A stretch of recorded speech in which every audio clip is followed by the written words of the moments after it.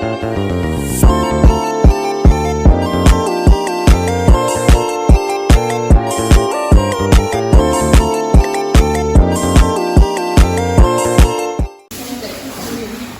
pagi anak-anak. Pagi. Wah, semangat sekali pada pagi hari ini. Iya. Mungkin untuk memperlancar pembelajaran kita pada pagi hari ini, kita akan berdoa yang akan dipimpin oleh ketua kelas. Mungkin boleh kepada Irma.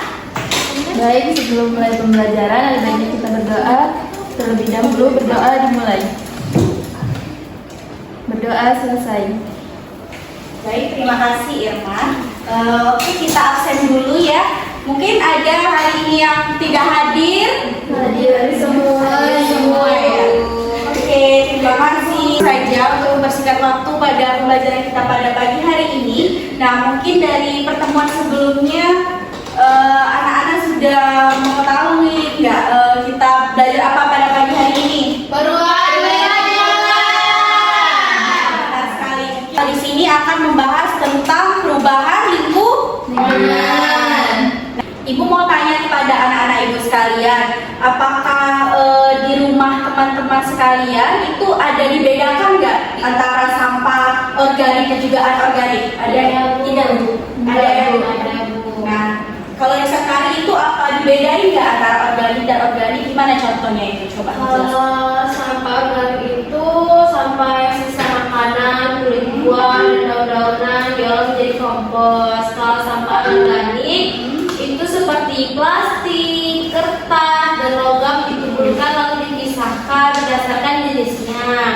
Yang selanjutnya itu anorganik berupa sampah anorganik itu botol, plastik, kardus, daur ulang dan dijual ke bank sampah.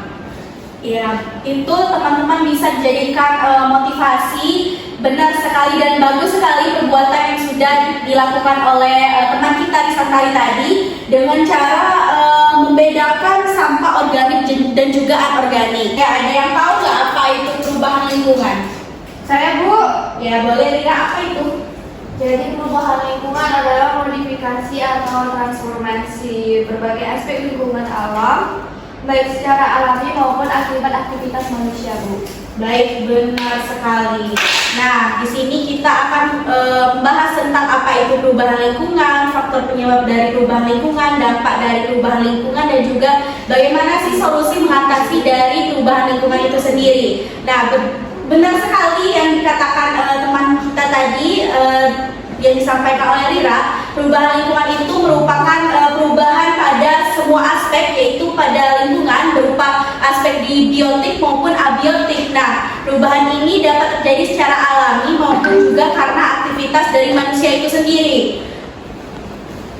Lalu lingkungan biotik itu mungkin dapat berupa semua makhluk hidup yang ada di dalamnya, seperti ada tumbuhan, hewan, dan juga manusia. Lingkungan abiotik merupakan benda mati yang seperti air, udara, dan juga tanah, termasuk juga iklim. Nah, ada beberapa faktor penyebab terjadinya perubahan lingkungan itu mungkin dari aktivitas manusia dan dari alam itu sendiri. Contohnya ada faktor alam seperti bencana alam, perubahan iklim global, dan juga ada faktor manusia. Nah, mungkin yang sering sekali kita lihat pada faktor penyebab dari perubahan lingkungan itu seperti contoh faktor penyebab alam itu ada bencana alam itu gunung meletus, tsunami, gempa bumi, dan juga lain sebagainya. Kalau misal perubahan iklim global itu seperti pemanasan global, pendinginan global, dan juga perubahan pola dari cuaca. Kalau faktor dari manusia ada pencemaran, deforestasi, dan eksploitasi, serta pertambahan jumlah penduduk. Nah, pencemaran ini dapat berupa pencemaran udara, tanah, dan juga suara. Deforestasi seperti yang kita ketahui banyak sekali penebangan hutan yang ditebang secara liar dan alih fungsi hutan. Di sini dapat menyebabkan perubahan lingkungan itu sendiri. Nah, selanjutnya ada dampak dari perubahan lingkungan. Jadi ada dampak terhadap perubahan lingkungan itu ada terhadap gangguan kesehatan, bencana alam, kekurangan pangan, dan juga terjadinya konflik. Mungkin ada dari teman-teman yang dampak perubahan lingkungan yang dekat dengan kita atau bisa dilihat sehari-hari? Mungkin teman-teman ada yang tahu nggak apa itu?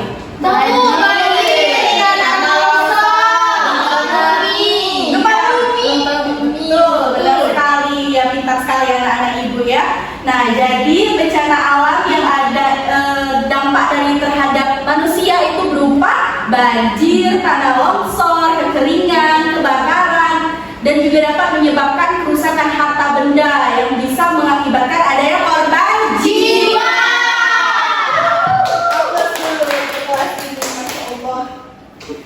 Lalu dampak dari perubahan lingkungan itu terhadap manusia juga ada kekurangan pangan. Nah, perubahan iklim ini dapat menyebabkan gagal panen dan kekurangan pangan. Misalnya pada pertanian. Nah, itu kalau misal perubahan iklim itu dapat menyebabkan orang yang akan panen itu jadi tertunda, atau masa panen misalnya kita ambil orang menanam padi itu akan terhambat atau menjadi rusak. Selanjutnya itu ada dapat menimbulkan konflik seperti kekurangan sumber daya, dan juga dapat menyebabkan konflik antar kelompok masyarakat itu sendiri. Selanjutnya itu ada kerusakan terhadap ekosistem. Nah, pencemaran dan juga eksploitasi ini yang berlebihan dapat menyebabkan kerusakan ekosistem seperti hilangnya habitat asli, kepunahan dari spesies, dan juga perubahan dari rantai makanan.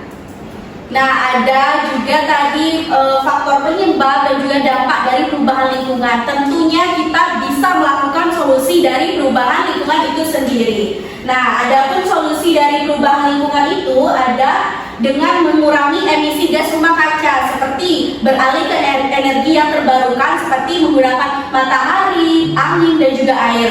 Selanjutnya ada meningkatkan efisiensi energi di sektor industri, transportasi, dan juga rumah tangga, mengurangi penggunaan kendaraan pribadi, dan juga beralih ke transportasi publik. Nah, dan selanjutnya itu ada menanam pohon yang dapat menyerap karbon dioksida lebih banyak. Lalu ada melestarikan hutan, yaitu dengan menghentikan deforestasi dan juga melakukan reboisasi atau penanaman ulang. Selanjutnya ada mengelola hutan secara berkelanjutan dan juga melindungi kawasan hutan lindung. Lalu mengelola sumber daya alam secara berkelanjutan dengan cara menerapkan sistem 3R, yaitu reduce, reuse, dan juga recycle, dan mengurangi konsumsi barang-barang yang tidak ramah lingkungan.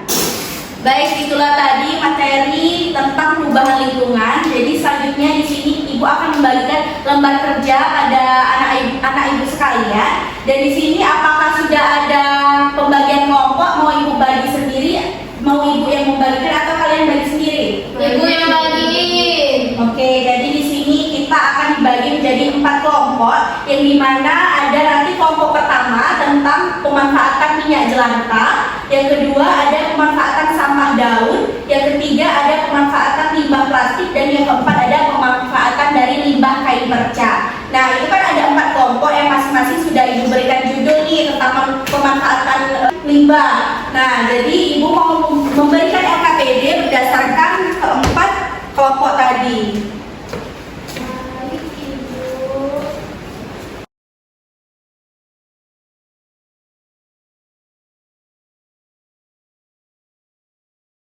Baik, untuk mempermudah anak-anak ibu dalam mengerjakan LKPD, di sini ada di bagian scan barcode di bagian atas. Nah, di situ ada video yang ini akan Ibu tayangkan. Mohon perhatiannya pada anak ibu sekalian.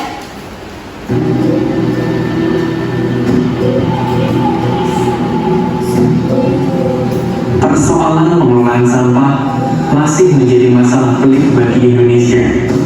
Sampah hanya dikumpulkan menjadi satu, kemudian berakhir pada tempat pembuangan akhir.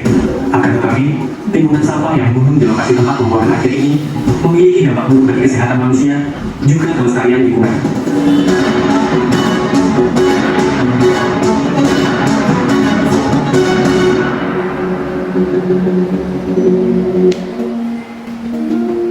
Indonesia merupakan negara terbesar keempat dengan jumlah populasi mencapai 273.523.615 jiwa. Luas wilayah Indonesia adalah 1.811.570 km persegi, sehingga jika dihitung, setiap 1 km persegi diisi oleh 151 penduduk. Hal ini juga sejalan dengan jumlah sampah yang dihasilkan. Jadi kan di situ tadi di video ditayangkan sistem terakhir pengelolaan sampah yang ada di Indonesia ini, tentu sampah itu menjadi tertumpuk dan juga menimbulkan dampak negatif untuk orang-orang yang ada di sekitarnya. Nah, berdasarkan LKPD yang sudah Ibu berikan tadi, nah di situ di bagian A itu setelah teman-teman menonton video yang di atas tadi, bagaimana sih cara mencegah dan juga cara mengatasi dari permasalahan yang ada di dalam video. Selanjutnya yang bagian B ini, bagaimana cara teman-teman mengatasi sampah yang ada di sekitar sekolah dan juga di lingkungan kalian. Lalu nanti di bagian C di lembar selanjutnya itu pendataan untuk mengetahui jenis-jenis kategori limbah yang ada di sekitar sekolah dan juga rumah, dan tentukan apakah sampah itu termasuk kesampahan organik atau organik, dan juga apakah bisa sampah itu di recycle atau reduce, dan juga bisa dimanfaatkan kembali atau reuse. Nah, Ibu akan memberikan waktu kepada teman-teman sekalian sekitar 10 menit untuk mengerjakan LKPD dalam bentuk kelompok. Baik, sudah habis waktu pengerjaan LKPD-nya. Apakah sudah selesai anak-anak Ibu? Sudah, Bu. Baik, di sini kita akan mempresentasikan hasil kerja dari kelompok kalian tadi untuk pengerjaan LKPD. Nah, Ibu mau perwakilan kelompok akan mempresentasikan ke depan. Ayo, dari yang bagian AB, siapa yang mau jawab? Saya, Bu. Ya, Irma, boleh maju ke depan, Irma.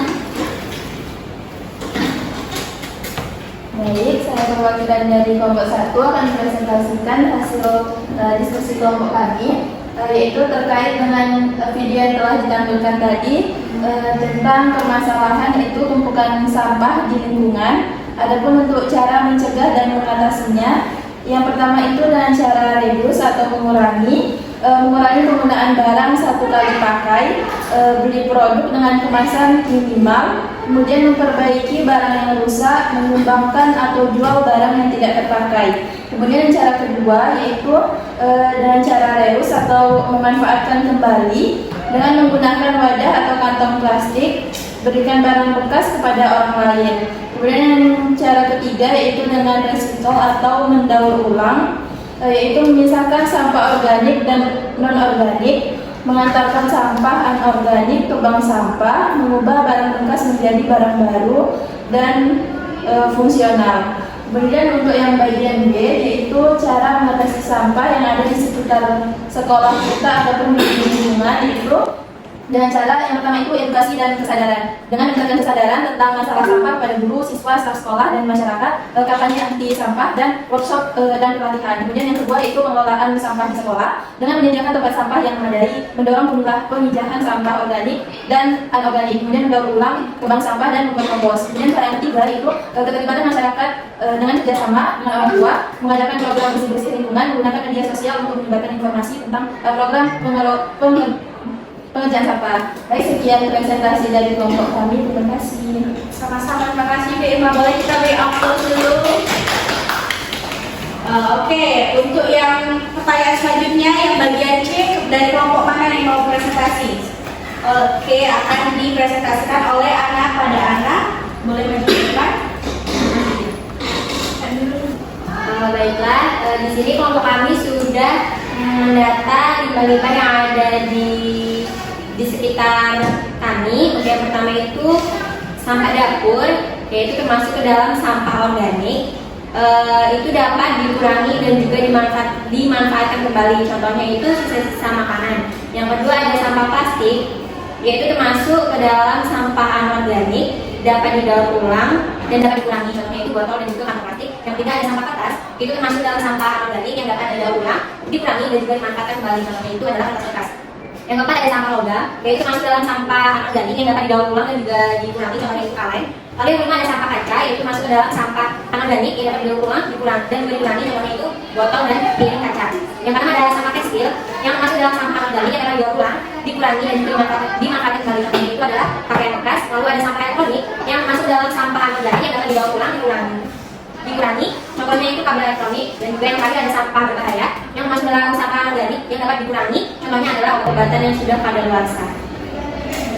Oke, beri aplaus dulu untuk anak. Iya, sangat baik sekali pengerjaan LKPD dari anak-anak ibu sekalian. Mungkin di sini kita akan memberikan pengerjaan proyek untuk anak ibu sekalian. Mungkin karena waktu kita tidak cukup pada pagi hari ini, maka pengerjaan proyek akan dikerjakan di rumah teman-teman masing-masing dalam bentuk kelompok. Baik, di sini kan tadi sudah Ibu bagikan kelompok jadi 4 kelompok, yaitu sudah Ibu juga sampaikan. Untuk kelompok 1 itu tentang pemanfaatan minyak jelantah, kelompok 2 tentang pemanfaatan sampah daun, kelompok 3 tentang pemanfaatan limbah plastik, dan kelompok 4 tentang pemanfaatan limbah kain perca. Nah, di sini kenapa Ibu bagikan berdasarkan judul itu? Karena teman-teman nanti pulang rumah akan membuat proyek dari pemanfaatan limbah yang sudah Ibu sebutkan tadi. Nah, kan tadi sudah Ibu beri waktu untuk kalian diskusi. Mungkin dari kelompok 1 ini mau buat pemanfaatan minyak jelantah jadi apa? Jadi sabun mandi cair, Bu. Kalau kelompok 2 dari sampah daun mau buat Dari untuk pupuk kampus. kelompok 3 limbah plastik. Kalau kami itu untuk media tanam, kalau enggak pot. Kalau kelompok 4 mau jadi apa? Mau jadi keset kaki, Bu. Oke, bagus sekali pemanfaatan yang sudah akan kalian buat. Di sini Ibu akan memberikan waktu selama 1 minggu sampai dengan minggu depan atau sampai dengan kita masuk berikutnya. Teman-teman sudah membawa produk yang sudah kalian sampaikan tadi. Tadi sudah ada kelompok 1 sabun mandi cair, ada kelompok 2 tentang pupuk kompos, dan juga kelompok 3 media tanam, serta kelompok 4 untuk membuat keset kaki. Baik, sudah habis waktunya untuk kita mempelajari tentang perubahan lingkungan yang sudah Ibu sampaikan tadi. Tolong dikerjakan di rumah. Dan di situ ada, di LKPD itu ada teman-teman isi di bagian mendesain proyek, ada judul proyek, tujuan proyek, waktu, alat bahan, dan juga prosedurnya. Dan juga di bagian terakhir itu ada menyusun jadwal dan tentang memonitoring proyek. Dan yang terakhir teman-teman akan membuat laporannya, tetapi nanti laporannya akan teman-teman buat setelah kalian mempresentasikan produk yang kalian buat nanti. Mungkin itu saja yang dapat Ibu sampaikan pada pertemuan kita pada pagi hari ini. Maka kita akan tutup dengan doa yang akan dipimpin oleh ketua kelas. Baik semuanya, sebelum kita mengakhiri kajian ini, maka kita berdoa untuk adanya semakin kita dimulai. Doa selesai. Baik, terima kasih Rindu. Ibu ucapkan juga kepada anak-anak Ibu sekalian terima kasih atas partisipasi dan juga keaktifan pada pagi hari ini. Coba kita beri aplaus dulu. Oke, teman-teman semangat lagi untuk belajar pada minggu depan dan semangat juga untuk mengerjakan proyek yang akan teman-teman buat di rumah. Ibu akhiri dengan wassalamualaikum warahmatullahi wabarakatuh. Terima kasih. Waalaikumsalam.